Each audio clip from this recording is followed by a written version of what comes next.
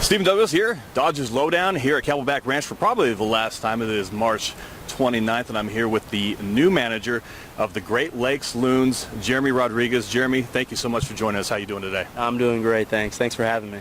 No problem. Our pleasure. And just talk about your excitement level for the new season.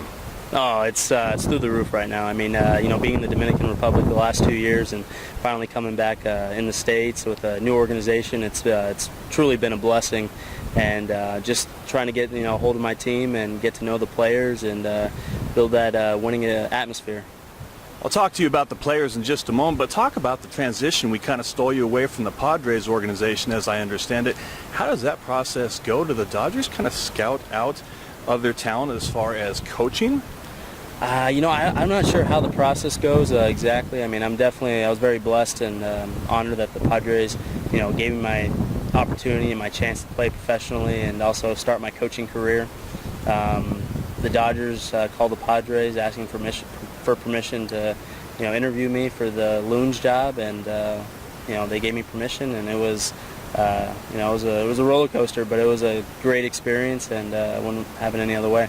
Well, thank you for that insight, because that kind of answers my question. So how does that happen? How did the Dodgers contact you? Is it by secret? Obviously, they contacted the Padres. Now, let's go back, way back now.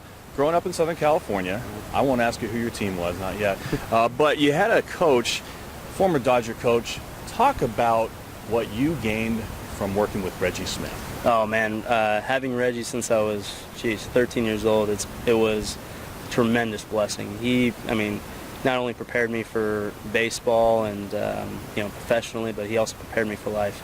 Until this day, I still keep in contact with Reggie, and he's always been there by my side. And any support I ever needed, he was always there for me. And I utmost tremendous amount of respect for him, and just a great coach, but also a great human being. Absolutely, I echo that sentiment, and I can't wait to get my son hooked up with Reggie Smith very soon for some hitting lessons. Before I let you go, let's talk about some players that have kind of surprised you, maybe jumped out at you so far in the spring training. Oh man, we've got a couple guys. Rincon, he's a young outfielder. He's, for me, kind of sends a Vladimir Guerrero type look. Has a loud bat, has a good idea on the strike zone, and he competes every at bat. Ruiz, he's also one of our young catchers from Venezuela. He's a guy that, like I said earlier, he couldn't tell his age. He's a guy that outworks guys. He sets the tone on defense, and he takes total control of the pitching staff, which is, as a manager, it's definitely takes some stress off my shoulders, that's for sure. Absolutely. Now, speak about that a little bit before I let you go. You were a catcher growing up. That's the general of the field. So having a catcher like that, how important is that for your manager? That's something I expect from all my catchers. I expect my catchers to take control of the defense and the pitching staff. I expect my catchers to have a great communication and great relationship with with the pitching staff. I feel like communication and leadership is huge, especially behind the plate. My catchers are also the example of what my team or our team is all about.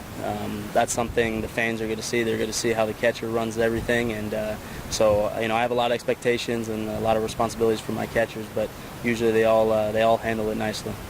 Well, I'm sure the Dodgers organization has some pretty big expectations for yourself as well, and we look forward to the season and you taking control of the Loons and seeing those players develop under your control. Thank you so much, Jeremy. Oh, thank you very much. Appreciate it.